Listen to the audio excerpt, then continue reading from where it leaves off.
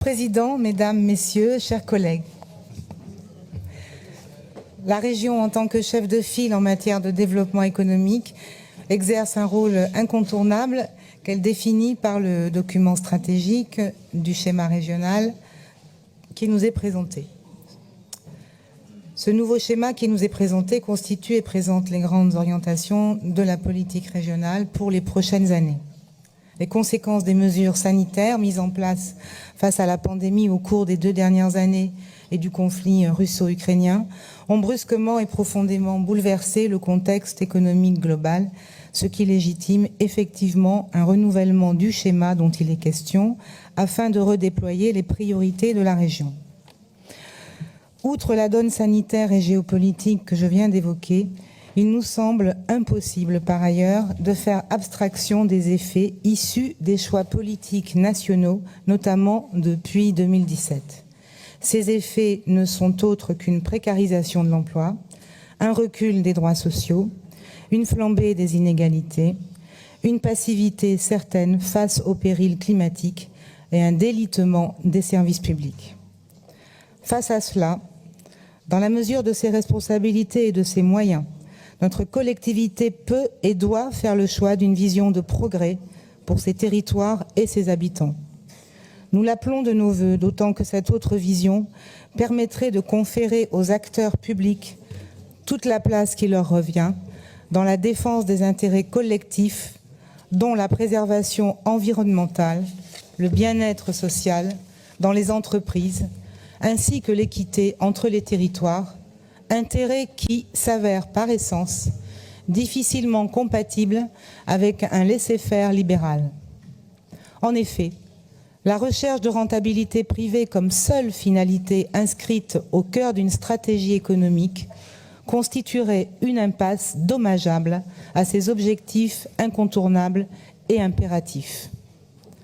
Fort de ces constats, nous ne pouvons que nous réjouir de la mention des éco-socio-conditionnalités en guise de futurs critères de versement des aides de la région aux entreprises.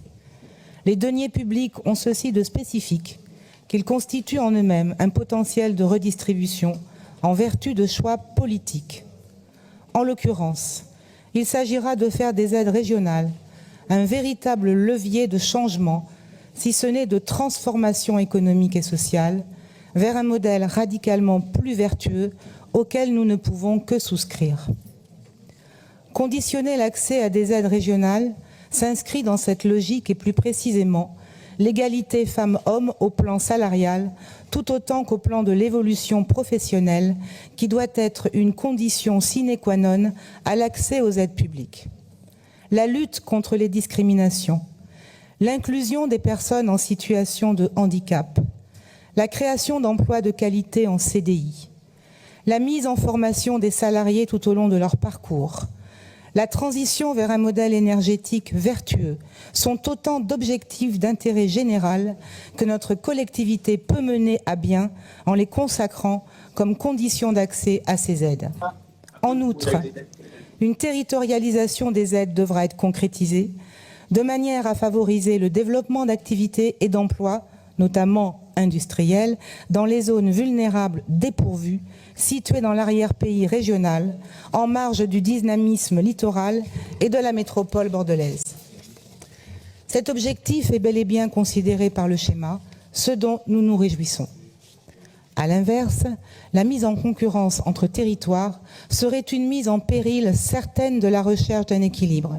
C'est pourquoi nous invitons à la prudence quant à l'usage récurrent du terme compétitivité économique et surtout à l'usage qui pourrait en être fait comme fil conducteur unique.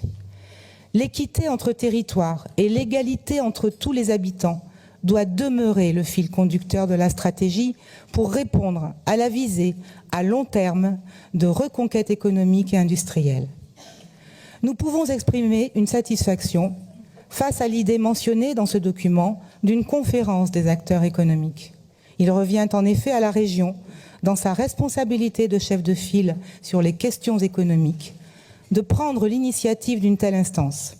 Régulièrement réunie avec les partenaires sociaux et économiques de nos territoires, elle permettra de définir des objectifs concertés et chiffrée en termes d'emploi, de formation, de stratégie de filière et d'aménagement des territoires à long terme. L'ensemble de ces sujets ne saurait être traité séparément. Chaque territoire, au travers de ses spécificités, pourra alors exprimer des besoins différents. Dès lors, les différents leviers régionaux s'actionnent en cohérence et complémentarité pour y répondre. Une telle nécessité est aussi prise en compte dans ce nouveau SRD2EI, largement issu de la feuille de route Néoterra, en croisant et en s'articulant avec d'autres schémas stratégiques comme celui du SRADET. En clair, nous saluons les intentions affichées dans ce nouveau schéma de placer l'humain au centre et l'équilibre des territoires au cœur du développement, d'œuvrer pour l'égalité, d'atténuer les disparités territoriales, d'accentuer la réindustrialisation qui sont des orientations majeures pour notre pays. L'étape opérationnelle de la refonte du règlement d'intervention en fin d'année sera quant à elle décisive pour concrétiser ces orientations et nous ne manquerons pas de prendre part à la réflexion. Pour tous ces motifs, nous voterons pour cette délibération. Je vous remercie.